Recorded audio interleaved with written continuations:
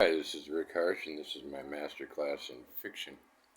You can skip this ad in 3 days. Writers are an emotional bunch. I know I am an emotional bunch. Um, and I seem to find other writers very emotional as well. We're scrabblers, and as well as scribblers. We all want to get published. Most of us are content to be published and make a living off our writing. Few of us can. I know I haven't. Not yet. But, I'm 62, so all I really need to do is make a retired man's wage. But all of this, hard work that we put into writing, I just told someone the other day that writing isn't work to me. It isn't.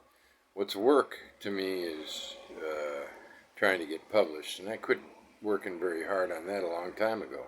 So, no, writing isn't work to me, and I probably just misspoke. But occasionally we are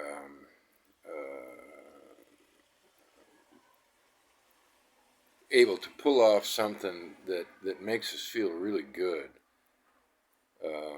as human beings. That's involved with something that's involved with literature, and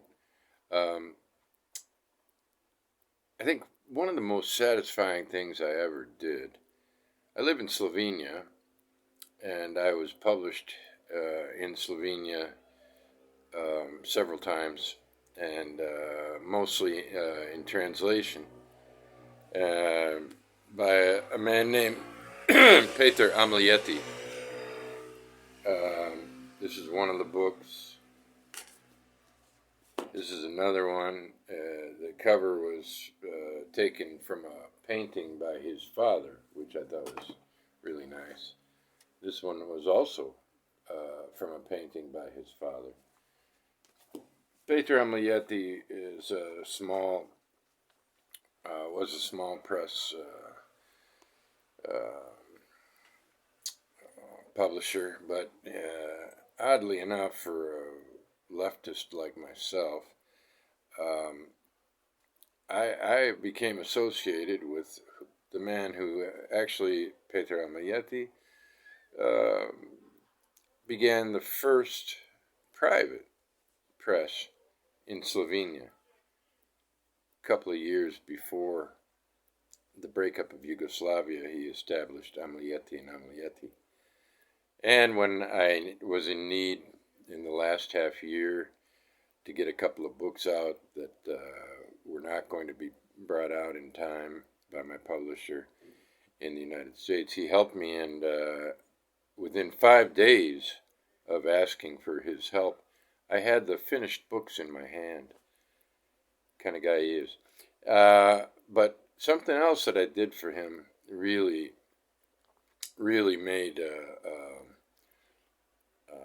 a big difference to me in my life. Something that made me feel good all through it. There's a 90-some-year-old science fiction writer in Slovenia named Miha Remec. And Amalietti wanted, before Miha died, to have Miha see one of his science fiction books published in English translation. So Amalietti set about translating it and then sent it to me to fix. And the most difficult part about it was that I needed to come up with new words. I remember one of them was velociraptor, for a flying thing. This is takes place in a kind of a wasteland in the future, and it's a short book, and I did it, and Amalietti printed it, and Miha Remec is not very well known, but at least I know somebody in France who read it and gave it a pretty good review. That's one of the nicest things that I've seen a guy do. There's no way that Amalietti was going to make any money out of it, and he knew that.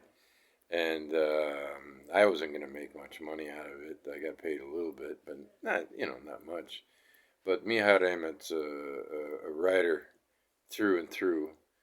Um, did get that book published. And yesterday, Peter Amalietti died. And this is my one and only public, as far as I intend, um, announcement of that. He was a very private person and a very stoic person, and he also was a very Eastern person. He believed a lot, and I would not say that he was a Hindu. I would say that he was an Amalietti Hindu or Buddhist or both.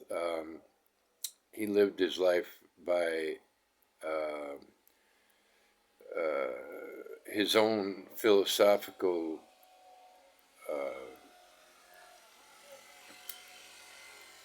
rules, and he adhered to them. Didn't like the telephone, he didn't like the computer. Um, he did like publishing, and he was very, very strict about publishing. He was very careful about publishing. But I didn't want to say anything um, in any kind of modern form, but I had to because of what he does and what he did and what he meant to writers. This is just one man in Slovenia who helped a handful of writers, but he helped a handful of writers. I was one of them. Miha Remetz was another one. And when I am not a bitter man, and so I try not to be discouraging to writers. But I will say one thing to all you writers out there. Um, when you don't feel too good about the way things are going, well, consider how strange it is that we live in a civilization in which you can own land, which is one of the most bizarre things I've ever heard of. The very fact that a species could come and decide you can own land. No other species can do that. There are territorial animals that yield land now and then when they have to, that fight for land when they have to, but they don't own the land. There's no concept of ownership.